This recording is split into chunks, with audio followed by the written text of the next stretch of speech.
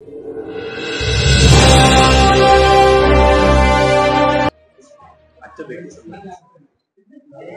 सगळ्यांना विशेषतः मंडणगड वासियांना माहिती आहे की शासनामार्फत 20 कोटी रुपये खर्च करून न्यायालयाची इमारत मंडणगडमध्ये होते आणि रत्नागिरी जिल्ह्याच्या इतिहासामध्ये पहिल्यांदा देशाचे सरन्यायाधीश या इमारतीच्या उद्घाटनाला मंडणगडमध्ये येणार आहे।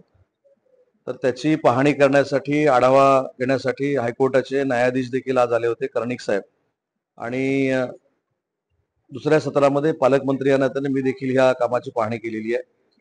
सार्वजनिक बांधकाम विभाग असेल, प्रशासन असेल किंवा नेमून दिलेले ठेकेदार असतील, इथले नागरिक असतील, इथली बार असोसिएशन्स असतील, त्यांनी अतिशय चांगल्या पद्धतीने मेहनत घेऊन 7 महिन्यामध्ये 62,000 स्क्वेअर फीटची इमारत महाराष्ट्रात पहिल्यांदा अतिशय सुबकतेने आणि देखणी उभी केलेली आहे। त्याचा लोकार्पण सोहळा,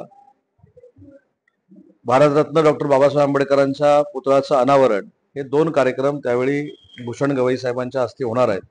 आणि त्या कार्यक्रमाचं नियोजन आणि आढावा घेण्यासाठी मी आज मंडणगडमध्ये आलो होतो। मी स्वतः व्यक्तिशः पालकमंत्री म्हणून कामावर समाधानी आहे आणि 10 तारखेपर्यंत, 10 सप्टेंबर पर्यंत कुठच्याही परिस्थितीमध्ये ही इमारत हँडओव्हर करण्याच्या दृष्टीने तयार असली पाहिजे, अशा पद्धतीचे निर्देश मी दिलेले आहेत। नगरपालिकेमध्ये इथे येऊन बसल्यानंतर माननीय मंत्री योगेश दादांच्या सूचनेप्रमाणे मंडणगडच्या परिसरातील रस्त्यांसाठी, नगरपालिकेच्या, नगरपंचायतीच्या रस्त्यांसाठी 1 कोटी रुपये द्यायचा निर्णय आज मी या बैठकीमध्ये घेतलेला आहे। आणि अण्णाभाऊ साठे योजना जी आहे त्याच्यातनं 50 लाख रुपये देण्याचा देखील निर्णय आज जिल्हाधिकाऱ्यांच्या सोबत चर्चा करून मी घेतलेला आहे। आणि अजून एक, ज्या इमारतीमध्ये मी बसलेलो आहे ती इमारतीचा जो प्रथम दर्शनी भाग आहे तो देखील नगरपंचायतीसारखा असावा, यासाठी देखील निधी देण्याचा मी निर्णय घेतला आणि त्याच्यासाठी अंदाजपत्रक तयार करण्याच्या सूचना मी दिलेल्या आहेत। गणेशोत्सवाच्या पार्श्वभूमीवर एक चाकरमानी आणि कोकणकर असं विचारलं, चाकरमानी म्हणून नाही, कोकणकर म्हणून। आता याच्यावर प्रत्येकाचे वेगवेगळे मतमतांतर आहेत।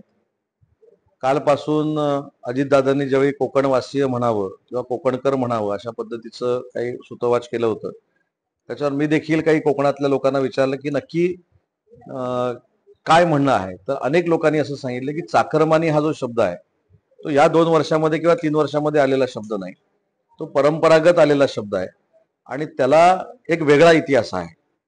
त्या इतिहासात मला जायचं नाही, परंतु कोकणकर म्हणायचं, कोकणवासीय म्हणायचं, रत्नागिरीकर म्हणायचं, त्याला GR काढून उपयोगाचं नाही। ह्याच्यामध्ये अवेअरनेस क्रिएट करणं गरजेचं आहे। प्रत्येक घराघरामध्ये हा शब्द पोचणं गरजेचं आहे, जो कुठचा असेल तो। आणि त्याच्यासाठी एक मोहीम कदाचित राबवावी लागेल अशी परिस्थिती आहे। एखादी गोष्ट अशी म्हणा म्हणून सांगितल्यानंतर जर शक्य झाली असती तर दर दिवशी वेगवेगळे वाक्यप्रचार किंवा शब्द हे महाराष्ट्रामध्ये प्रचलित झाले असते। परंतु मला असं वाटतं, माझं वैयक्तिक मत मी सांगतो की कोकणकर हा शब्द अतिशय चांगला आहे, अभिमान वाटण्यासारखा आहे, परंतु चाकरमानी हा शब्द बाजूला करून कोकणकर शब्द आणणं हे GR काढून होणार नाही। त्याच्यासाठी आमच्यामध्ये अवेअरनेस क्रिएट करावा लागेल। सर्व व्यवस्था व्हावी असं आपलं सगळ्यांचंच म्हणणं। त्याच्यामध्ये देखील आपले स्थानिक आमदार आणि राज्यमंत्री योगेश दादांनी पुढाकार घेतलेला आहे। इथे पहिल्यांदा 8 घरांचं पुनर्वसन होणार होतं, परंतु तिथल्या लोकांच्या मोठेपणाला दाद दिली पाहिजे। भारतरत्न डॉक्टर बाबासाहेब आंबेडकरांचं स्मारक करणार म्हटल्यानंतर त्यांनी स्वतःची घरं जमिनीसकट द्यायचा निर्णय घेतलेला आहे, परंतु त्यांचं पुनर्वसन कशा पद्धतीने करायचं यासाठी स्वतः योगेश दादांनी बैठका घेतल्या आहेत, आमच्या सामाजिक न्याय मंत्र्यांनी बैठका घेतलेल्या आहेत। त्याच्यातनं अतिशय चांगल्या पद्धतीचं आणि जागतिक दर्जाचं स्मारक हे त्यांच्या गावी निर्माण करण्याचा आमचा प्रयत्न आहे। धन्यवाद।